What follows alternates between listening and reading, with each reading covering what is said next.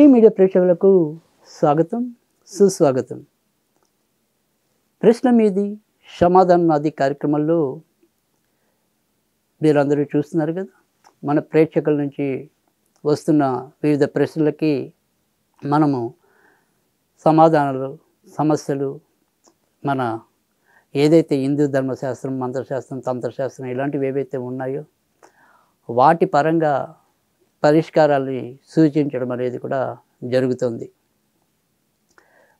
మరి ఈ కార్యక్రమంలో మనకి ఎవరికైనా సరే ప్రేక్షకులకి ఇంకా వారికి ఎదురవుతున్న సమస్యలు, అవి సామాజికం అవ్వచ్చు, వ్యక్తిగతం అవ్వచ్చు, ఏదైనప్పటికీ కూడా అవి మన దృష్టికి తీసుకొచ్చినప్పుడు సాధ్యమైనంత వరకు వాటికి తరుణోపాయాలు సూచించడం అనేది కూడా జరుగుతుంది.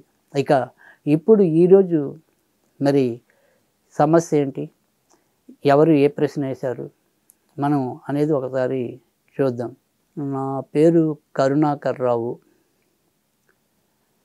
మాది వినుకొండ.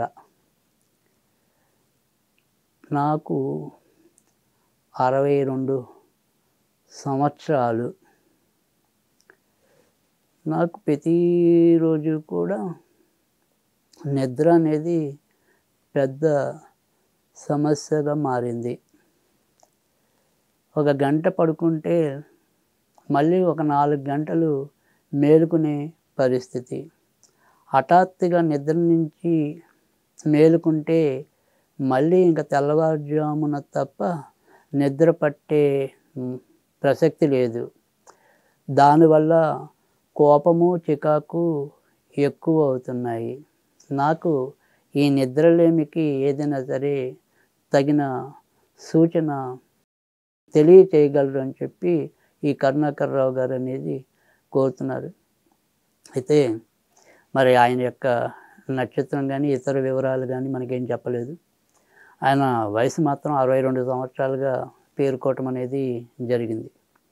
అయితే ఈ నిద్రలేమి అనేది అది ఈ రోజుల్లో మరి చిన్నవాళ్ళకి, పెద్దవాళ్ళకి అందరికీ కూడా ఒక పెద్ద రోగంగానే వస్తూ ఉండటం అనేది మనం ఎక్కువగా చూస్తూ ఉన్నాం. సరే, ఈ నిద్రలేమి అనేది ఎవరికి వచ్చినప్పటికీ కూడా అంటే దాని యొక్క పర్యవసనాలు అనేకం అనేది ఉంటాయి. ముఖ్యంగా ఈ అరుగుదల మీద దాని యొక్క ప్రభావం అనేది, తర్వాత రెండోది వచ్చేప్పటికి ఏంటంటే మనకి ఆయన చెప్పినట్టు ఈ కోపము, చికాకు పెరగటం అనేది, తర్వాత వచ్చేప్పటికి ముఖ్యంగా ఏదైనా సరే ఈ డయాబెటీస్ ఉన్న వాళ్ళకి ముఖ్యంగా ఆ నిద్ర అనేది తగినంత మోతాదులో కనుక నిద్ర లేకపోతే అది కూడా మరి డయాబెటీస్ నియంత్రణలో లేకుండా ఉంటేలాగా కూడా అవుతుంది. కనుక ఈ నిద్రలేమి అనేది ఆరోగ్యవంతులకి ఆ సమస్య ఉండకూడదు.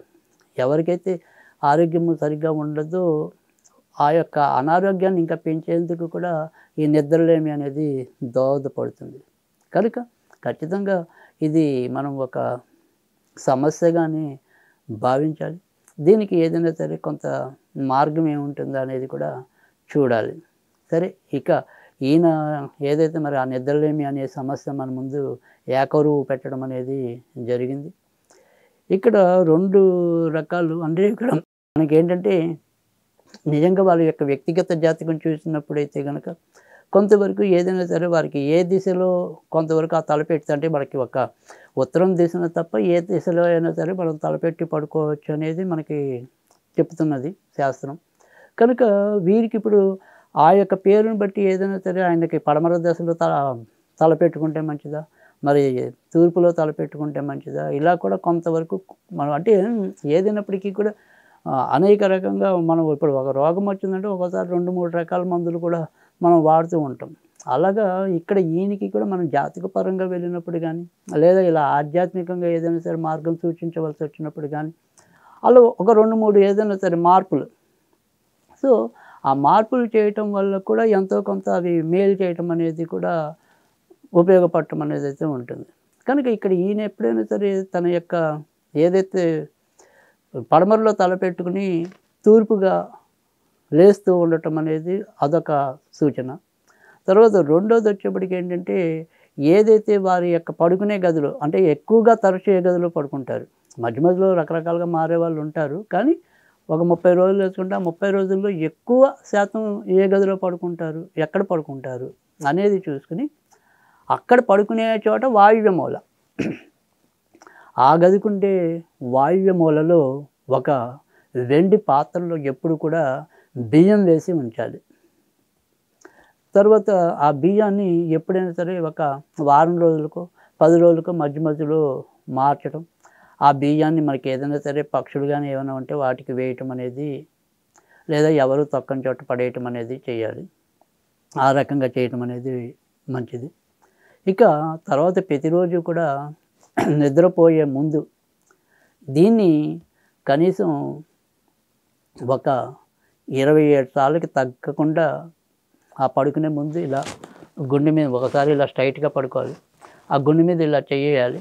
చెయ్యేసి ఓం శుద్ధ రూపే శుద్ధ యోగిని మహానిద్రే శ్వః, ఓం అశుద్ధే శుద్ధ రూపే శుద్ధ యోగిని మహానిద్రే శ్వః, మళ్ళీ ఓం అశుద్ధే శుద్ధ రూపే శుద్ధ యోగిని మహానిద్రే శ్వః. ఇలా 27 సార్లు అని ఒక 2 సార్లు 3 సార్లు శ్వాసని బాగా లోతుగా పీల్చి ఆ తర్వాత నిద్రకి ఉపక్రమించినట్టయితే, ఇలా చేసిన కొద్ది రోజుల్లోనే నెమ్మదిగా ఆయనకి సుఖ నిద్ర లభించడం అనేది ఉంటుంది. ఇక్కడ ఈయనే కాకుండా ఏ దిక్కున తలపెట్టాలి అనేది వదిలేసి మిగతా 2 మార్గాలని కూడా, అంటే ఈ మంత్రం అనేది ఒకటి, తర్వాత పడుకునే చోట వాయువ్య దిశలో బియ్యం అనేది ఒకటి, ఈ 2 కూడా ప్రతి ఒక్కళ్ళు కూడా, అంటే ఎవరైతే ఇలా నిద్ర సమస్యతో ఇబ్బంది పడుతున్నారో వాళ్ళందరూ కూడా మరి చేసుకోవచ్చు. ఆ రకంగా వారు మరి సుఖ నిద్ర ప్రాప్తులు అవుతారని కూడా ఆశిస్తూ ఇది ఈరోజు కార్యక్రమం.